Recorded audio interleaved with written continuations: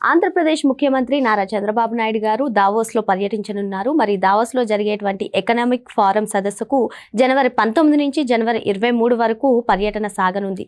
మరి ఇప్పటికే కూటమి ప్రభుత్వం అధికారంలోకి వచ్చిన తర్వాత ఆంధ్రప్రదేశ్లో ఎన్నో పరిశ్రమలు పెట్టుబడులు రావడం చూసాం. మరి ఈ దావోస్ పర్యటన వల్ల ఆంధ్రప్రదేశ్ రూపురేఖలు మారనున్నాయా? తెలుసుకునే ప్రయత్నం చేద్దాం. దీన్ని విశ్లేషించడానికి మనతో పాటుగా ఉన్నారు ప్రముఖ ఆర్థిక, రాజకీయ, సామాజిక విశ్లేషకులు అప్పసాని రాజేష్ గారు. ఇప్పటికే ఆంధ్రప్రదేశ్లో చూసుకున్నట్లయితే లక్షల కోట్ల పెట్టుబడులు వచ్చాయి సార్. మరి ఇప్పుడు దావోస్ పర్యటన మళ్ళీ జనవరి 19 నుంచి జనవరి 23 వరకు ముఖ్యమంత్రి చంద్రబాబు నాయుడు గారి బృందం దావోస్లో పర్యటించడం, తద్వారా ఇంకెన్ని పరిశ్రమలు, ఇంకెన్ని పెట్టుబడులు ఆంధ్రప్రదేశ్కి వచ్చే అవకాశం ఉందంటారు?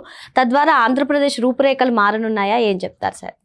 మీరు ఈ సంవత్సరం జనవరి 19 చంద్రబాబు నాయుడు గారు దావోస్ పర్యటించబోతున్న నేపథ్యంలో గత సంవత్సరం జరిగిన దావోస్ పర్యటన ఒకసారి గుర్తు చేసుకున్నాం. ముఖ్యమంత్రి హోదాలో చంద్రబాబు నాయుడు గారు, లోకేష్ గారు, వారి బృందం నాడు కూడా పరిశ్రమల శాఖ మంత్రి భరత్ గారితో కలిపి దావోస్లో పర్యటించారు. అదే క్రమంలో తెలంగాణ ప్రాంతం నుంచి కూడా ముఖ్యమంత్రి రేవంత్ రెడ్డి గారు, దుద్దిళ్ల శ్రీధర్ బాబు గారు వంటి వారు కూడా దావోస్లో పర్యటించారు. అక్కడ దావోస్లో ఇరు తెలుగు రాష్ట్రాల మంత్రులు, ముఖ్యమంత్రులు కూడా ఆత్మీయంగా ఒకరినొకరు పలకరించుకొని ఎవరి రాష్ట్ర ప్రయోజనాల గురించి వాళ్ళు అక్కడ వాళ్ళ రాష్ట్రాల తరపున వాళ్ళు లాబింగ్ చేసుకున్నారు. ఈ క్రమంలో దావోస్ పర్యటన ముగిసింది. చంద్రబాబు నాయుడు గారు, లోకేష్ గారు, భరత్ గారు అక్కడ పూర్తి స్థాయి బిజీగా గడిపారు. ఎవరెవరితోటి ఇంటరాక్ట్ అయ్యారు, ఎవరెవరితోటి ఏ అంశాల గురించి చర్చించారు, ఎవరెవరి నుంచి పెట్టుబడి ప్రతిపాదనలు వచ్చాయి, వీళ్ళు ఎవరిని అభ్యర్థించారు, దీనికి సంబంధించిన సమాచారాన్ని ఏమి ఇవ్వాల.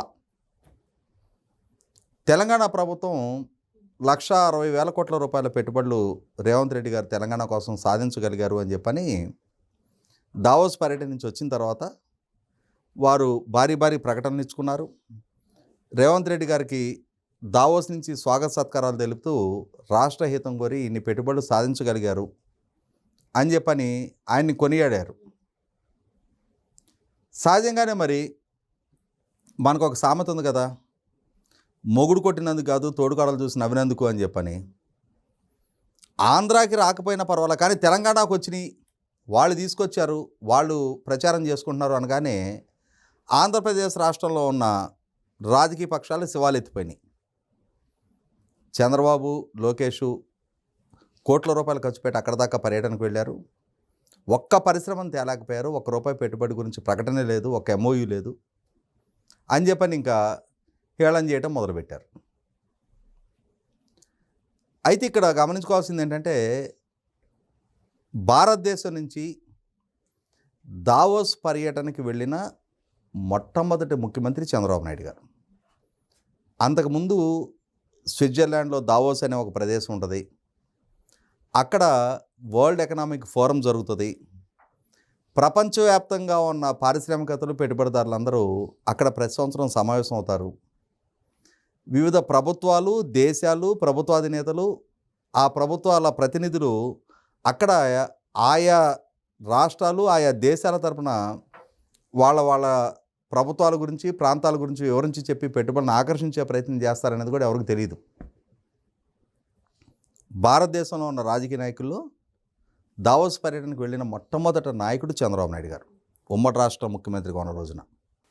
అటువంటి చంద్రబాబు నాయుడు గారు దావోస్ వరకు వెళ్ళి తెలంగాణ ప్రభుత్వం 1,60,000 కోట్ల రూపాయలు పారిశ్రామిక పెట్టుబడులు సాధించగలిగితే, MOUలు చేసుకోగలిగితే, ఆంధ్రప్రదేశ్ కోసం చంద్రబాబు నాయుడు గారు ఏం చేయలేదా, చేయకుండా ఉంటారా అని చెప్పని చాలామందిలో అనుమానాలు ఉన్నాయి.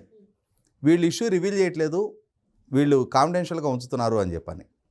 దీన్నే కన్ఫర్మ్ చేస్తూ తెలంగాణ IT మినిస్టర్ దుద్దిళ్ల శ్రీధర్ బాబు గారు ఆయన ఇచ్చారు స్టేట్మెంట్.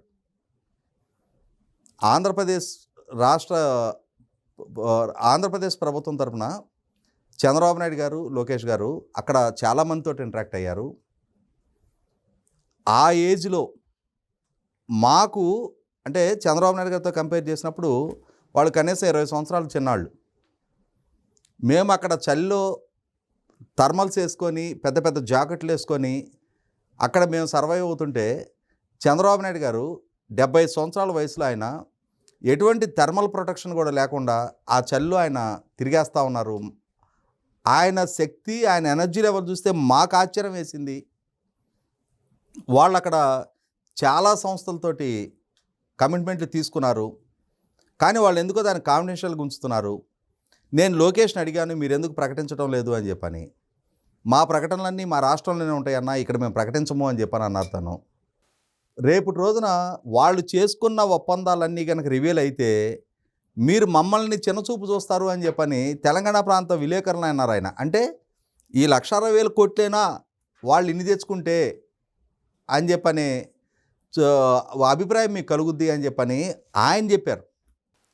అటువంటిది చంద్రబాబు నాయుడు గారు ఇవాళ రీసెంట్గా సిఏఏ కన్వెన్షన్ జరిగింది.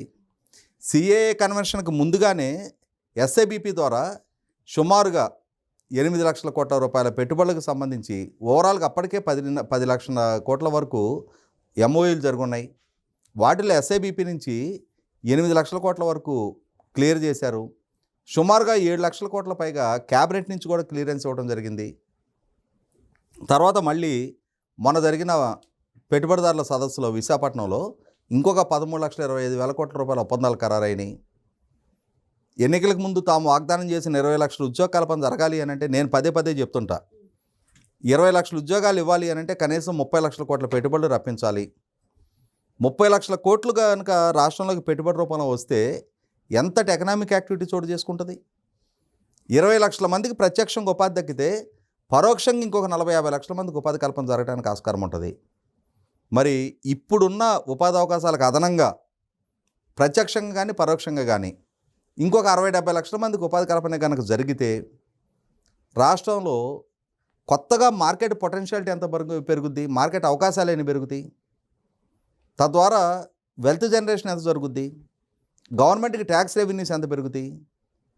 మరి ఒక ఆరోగ్యకర పరిణామ క్రమంలో జగన్మోహన్ రెడ్డి సృష్టించిన ఆర్థిక విధ్వంసం నుంచి రాష్ట్రాన్ని బయటపడేయడానికి ఇంతకన్నా షార్ట్ కట్ ఏముంటుంది.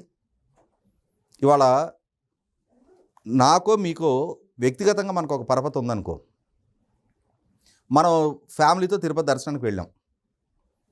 అక్కడ చాలా పెద్ద క్యూలు ఉన్నాయి. కానీ నాకు కొంచెం పరపతి ఉంది. నాకున్న పరపతి నా కుటుంబాన్ని ఆ క్యూలో కాకుండా ఓ విఐపి బ్రేక్ దర్శనం లాంటిది ఛానలైజ్ చేసుకోవడానికి ఉపయోగపడుద్ది. అదే ఒక ఊరు స్థాయిలో నేను నాయకుడిని అనుకో, నాకున్న పరపతి ఆ ఊరిని బాగు చేయడానికి ఉపయోగపడుద్ది. నేను ఒక నియోజకవర్గ స్థాయి ఎమ్మెల్యేనో అక్కడ ఇన్ఛార్జిని అనుకో, నాకున్న పరపతి ఆ నియోజకవర్గాన్ని అభివృద్ధి చేయడానికి, అక్కడ ప్రజల అవసరాలు తీర్చడానికి ఉపయోగపడుద్ది. నేను ఒక జిల్లా స్థాయి నాయకుడిని, ఆ జిల్లా అభివృద్ధికి ఉపయోగపడగలుగుతా. కానీ చంద్రబాబు నాయుడు గారు రాష్ట్ర ముఖ్యమంత్రి, ఆయనకి పరపతి ఉంది, పరిజ్ఞానం ఉంది, దేన్ని ఎలా సాధించాలనే పరిణతి ఉంది. అన్నిటికన్నా ముఖ్యంగా ప్రపంచవ్యాప్తంగా కార్పొరేట్ సర్కిల్స్లో ఆయనకు ఒక గుర్తింపు, గౌరవం ఉన్నాయి. ఇండియాలో ఆంధ్రప్రదేశ్ అనే ఒక రాష్ట్రం ఉంది. ఆ రాష్ట్రానికి he is none other than CEO of state అంటారు. ఎలక్టెడ్ చీఫ్ మినిస్టర్ అని కూడా అనుకోరు. అటువంటి చంద్రబాబు నాయుడు ఆయన మరొకసారి దావోస్ పర్యటనకు వెళ్తున్న నేపథ్యంలో ఎన్నికలకు ముందు చేసిన 20 లక్షల ఉద్యోగ కల్పన, కానీ మొన్న ఆయన ఏమన్నారు, మేము అప్పుడు 20 లక్షలని చేశాం, కానీ ఇంకొక 5 సంవత్సరాల్లో 50 లక్షలు మేము టార్గెట్ పెట్టుకొని పనిచేస్తున్నాము అంటున్నారు. అంటే ఇప్పటికి గ్రాడ్యుయేట్ అయిన వాళ్ళు కానీ భవిష్యత్తులో గ్రాడ్యుయేట్ కాబోయే ఏ యువత, అది ఐటీయా, డిప్లొమానా, లేకపోతే ఇంజనీరింగా, బీకామా, బీఎస్సీయా, నీకంటూ ఏదో ఒక స్కిల్ నువ్వు అలవర్చుకోగలిగితే చదువుకొని బయటకు వచ్చే ప్రతి యువకుడు కానీ యువత కానీ ఖచ్చితంగా వాళ్ళ శక్తి సామర్థ్యాల మేరకు వాళ్ళ నైపుణ్యానికి తగిన ఉద్యోగం రాష్ట్రంలో దక్కడానికి కావాల్సిన పెట్టుబడులు రప్పించే ప్రయత్నంలో ఉన్నారు. రాష్ట్రంలో నిరుద్యోగత అనేది శాశ్వతంగా రూపమాపగలిగితే దానికి కావాల్సిన ఎంప్లాయ్మెంట్ పొటెన్షియాలిటీకి, అంటే ఎంప్లాయ్మెంట్ జనరేషన్కి కావాల్సినంత పొటెన్షియల్ ఇన్వెస్ట్మెంట్స్ కనుక రప్పించగలిగితే రాష్ట్రం సుభిక్షంగా ఉంటుంది. ఆల్రెడీ ఇప్పటికీ ఒక ప్లాట్ఫామ్ సెట్ అయ్యి ఉంది. ఆర్సిలర్మిట్టర్ 1,60,000 కోట్ల రూపాయల పెట్టుబడులు మా రాష్ట్రంలో గ్రౌండింగ్ అయ్యాయి. గ్రీన్ హైడ్రోజన్ 1,85,000 కోట్ల రూపాయల పెట్టుబడి మా రాష్ట్రంలో గ్రౌండింగ్ అయింది. BPCL 95,000 కోట్ల రూపాయల రిఫైనరీ మా రాష్ట్రంలో గ్రౌండింగ్ అయింది. $15 billion Google largest artificial intelligence and data centre out side America మా రాష్ట్రంలో గ్రౌండింగ్ అవుతుంది. బ్రూక్ఫీల్డ్ మాతో ఒప్పందం చేసుకుంది, రిలయన్స్ మాతో ఒప్పందం చేసుకుంది, అదానీ మా దగ్గర ఇన్వెస్ట్ చేస్తుంది, మా దగ్గర ఇంత కోస్ట్ లైన్ ఉంది, ఇన్ని పోర్ట్లు ఉన్నాయి, ఇన్ని ఎయిర్పోర్ట్లు ఉన్నాయి, హైవేలు ఉన్నాయి, రైల్ కనెక్టివిటీ ఉంది, పోర్ట్ కనెక్టివిటీ ఉంది, మాకు కావాల్సినంతటి పవర్ అవైలబిలిటీ ఉంది, కావాల్సినంతటి ల్యాండ్ అవైలబిలిటీ ఉంది, వాటర్ అవైలబిలిటీ ఉన్నాయి. వీటన్నిటికన్నా ముఖ్యంగా మా దగ్గర లక్షలాదిగా మిలియన్ల కొద్దీ చదువుకున్న యువత ఉన్నారు. ఇంతకన్నా ఏం కావాలి పారిశ్రామికవేత్తకి? వీటన్నిటికి తోడు మా దగ్గర ఉన్న పాలసీస్ చూడండి, మా గవర్నెన్స్ చూడండి, మేము ఎంత వేగంగా మీకు అనుమతులు ఇస్తామో అని చెప్పని రాష్ట్రాన్ని ఒక పాలకుడు ప్రమోట్ చేస్తూ ఉన్నప్పుడు తనకున్న ట్రాక్ రికార్డే పెట్టుబడిగా రాష్ట్రానికి ఒక గుడ్ విల్ ఆపాదించే ప్రయత్నం జరుగుతూ ఉన్నప్పుడు ఆల్రెడీ ఆయనకున్న అనుభవం, ఆయనకున్న పరిజ్ఞానం, ఆయనకున్న పరిచయాలు రాష్ట్రానికి మరిన్ని పెట్టుబడులని ఛానలైజ్ చేయగలుగుతాయి. ఇవాళ సిఐఏ కన్వెన్షన్ ముగిసిన వెంటనే లోకేష్ అమెరికా, కెనడా పర్యటనలో ఉన్నాడు. మళ్ళీ అక్కడి నుంచి రాగానే వచ్చే నెలలో చంద్రబాబు నాయుడు గారు, లోకేష్, భరత్ కలిసి మరి దావోస్ పర్యటనకు వెళ్తూ ఉన్నారు. అంతకుముందు సింగపూర్లో పర్యటించారు, యూకేలో పర్యటించారు, అలాగే దక్షిణ కొరియాలో పర్యటించారు, గల్ఫ్లో పర్యటించారు. ఇంకా దావోసు స్విట్జర్లాండ్లో కొండపల్లి శ్రీనివాస్ గారు వెళ్ళి ఆయన పర్యటించి వచ్చారు. కాబట్టి ఇవాళ వివిధ దేశాల్లో పర్యటిస్తున్నారు. దేశంలో ఢిల్లీ, ముంబై లాంటి ప్రాంతాల్లో కట్ అండ్ రైజర్ ప్రోగ్రాములు పెట్టి అక్కడ కార్పొరేట్ ప్రపంచంలో అక్కడున్న పెద్దలందరితో ఇంటరాక్ట్ అవుతూ ఉన్నారు. కాబట్టి 100% పాళ్ళు చంద్రబాబు నాయుడు గారు దావోస్ పర్యటన రాష్ట్రానికి ఒక గేమ్ చేంజర్ కాబోతుంది అనేది వాస్తవం. ఎందుకంటే 2014 నాటి పరిస్థితులు వేరు. కొత్తగా విభజన జరిగిన రాష్ట్రం, లోటు బడ్జెట్, రాజధాని కూడా లేని స్థితిలో ఏర్పాటైన రాష్ట్రం. అలాగే 2019-24 మధ్యకాలంలో కూడా జగన్మోహన్ రెడ్డి హయాంలో సృష్టించిన విధ్వంసం చూసాం. అతని ఆ విధ్వంసం సందర్భంలో అతను కూడా ఒకసారి దావోస్ పర్యటనకు వెళ్ళొచ్చాడు. ఆ దావోస్లో అక్కడ విలేకరులు అడిగిన ప్రశ్నలకి జగన్మోహన్ రెడ్డి ఆ ప్రశ్నలకి ఏం సమాధానం చెప్పాలో కూడా తెలియని ఒక నిస్సహాయ స్థితిలో లెంతీ క్వశ్చన్ అని చెప్పని స్కిప్ చేసిన పరిస్థితులు చూసాం.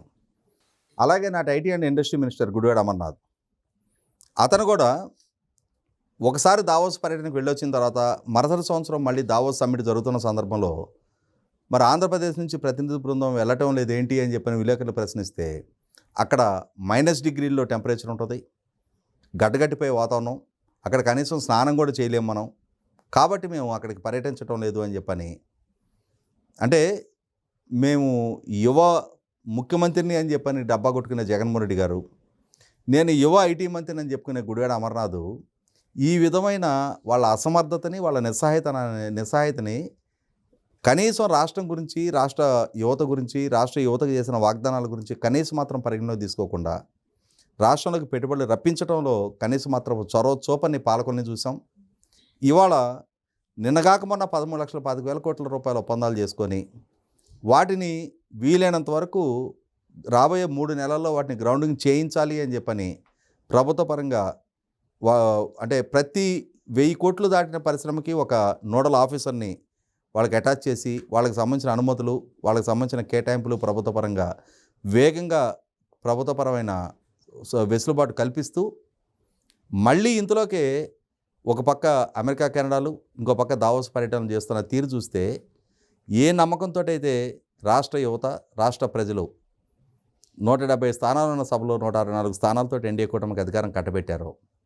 చంద్రబాబు నాయుడు గారు అయితేనే మళ్ళీ మన భవిష్యత్తు, మన బిడ్డల భవిష్యత్తు, రాష్ట్ర భవిష్యత్తు సుస్థిరం చేయగలుగుతారనే నమ్మకాన్ని ప్రదర్శించారో ఆ నమ్మకాన్ని నిలబెట్టుకునే దిశగానే చంద్రబాబు నాయుడు గారు మరొకసారి మీ అంచనాలు, మీ నమ్మకాన్ని నేను దెబ్బతీయను అని చెప్పని తను రుజువు చేసుకుంటా ఉన్నారు.